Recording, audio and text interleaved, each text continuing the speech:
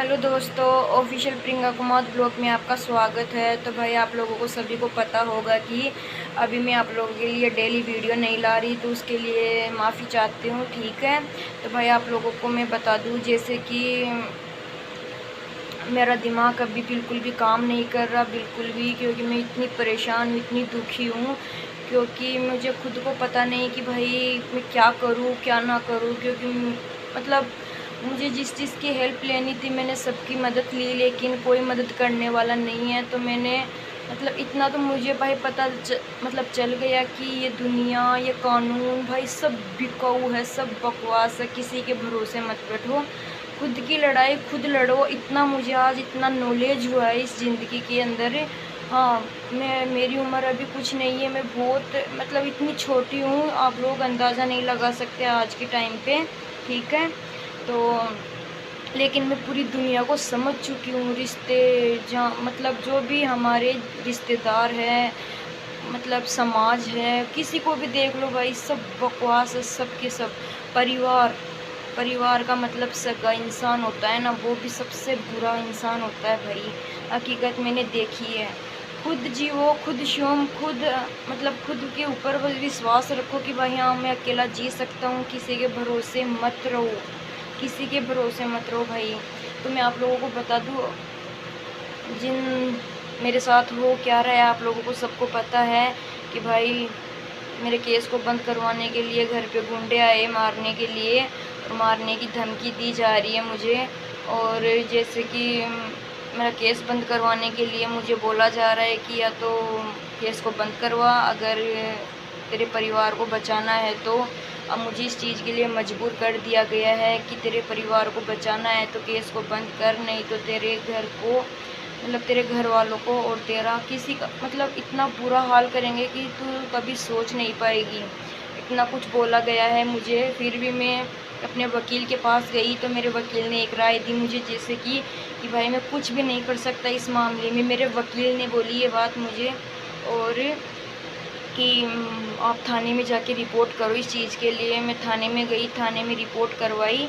तो थाने में जाके गई, थाने में गई तो उन लोगों ने मुझे बोला कि अगर दोबारा आ गई तो जेल के अंदर ढाल दूँगा, उस पुलिस वाले ने बोला। और हम वहाँ पे नहीं जा पा रहे थे।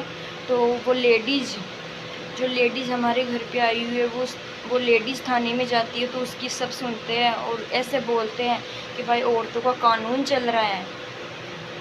जैसे कि उन पुलिस वालों को मैं मर्द दिखाई दे रही हूँ, मैं औरत दिखाई नहीं दे रही भाई, मैं लड़की नहीं हूँ। उनकी नज़रों में मर्द दिख रही हूँ, मर्द जो मेरा आज केस बंद पड़ा है भाई। और वो औरत दिखाई दे रही है कि औरतों का कानून चल रहा है। वो पुलिस वाला मुझे ये बात बोला कि, और मेरे घर पे आके मतलब ऐसे बोला है कि मेरा नाम बदल देना। मतलब मेरे पिताजी को ये बात बोला कि ये लेडीज है ना, बलात्कार के केस के अंदर तुझे और तेरे बाप को, मतलब मेरे पिताजी को बोली तुझे और तेरे छोरे को जेल में मतलब जाना पड़ेगा। ये बात उस पुलिस वाले ने बोली। तो भाई उसने सोच मतलब इतना कुछ बोल दिया, उसके बावजूद भी मैं थाने में नहीं गई, क्योंकि मुझे पता है थाने में मेरी कोई नहीं सुनेगा भी। फिर मैंने वकील को ये बात बोली थी कि मैं मजिस्ट्रेट से बात करना चाहती हूँ, उनके सामने जो भी मेरी मतलब मैं बताना चाह रही हूँ कि आज मेरे साथ हो क्या रहा है। मरने के बाद में क्या है भाई, कोई नहीं सुनेगा, मरने के बाद कोई नहीं सुनेगा। ठीक है, तो अब कोई भी नहीं सुन रहा। मैंने मतलब पोस्ट ऑफिस से एक एप्लीकेशन भेजी है मजिस्ट्रेट के पास से, लेकिन अभी तक वो एप्लीकेशन का मुझे नोटिस नहीं आया मेरे घर पे। आप लोगों को पता है 10 दिन से भी ऊपर हो चुके हैं भाई, 10 दिन से ऊपर है, लेकिन अभी तक कोई घर पे नोटिस नहीं आया। और मतलब मैं पूरी कोशिश कर रही हूँ कि वो नोटिस आए। मुझे मतलब कुछ बताना उनको, मेरे केस मतलब बंद पड़ा है और मुझे यहाँ धमकियाँ दी जा रही है बड़ी बड़ी। और जैसे कि मैं पूरी कोशिश कर रही हूँ फिर भी मतलब जैसे कि वो मेरी एप्लीकेशन बीच में अटक चुकी हो, बीच में अटक गई मेरी एप्लीकेशन, आगे जा ही नहीं रहे भाई। मतलब शायद पोस्ट ऑफिस वाले भी शायद खा के बैठ चुके हैं, मुझे ऐसा लग रहा है। लग नहीं रहा है भाई, हो चुका है ऐसा, मुझे खुद को महसूस हो रहा है इस चीज़ का।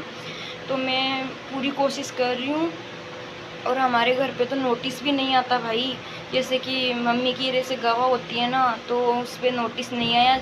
सबसे पहले जो नोटिस दिया जाता है वो नोटिस नहीं आया गवाह का, तो उसमें वारंट का फिर दोबारा नोटिस आया, तो उसमें वारंट 2000 का जुर्माना और गिरफ्तारी की वारंटी का मतलब नोटिस आया यहाँ पर दोबारा।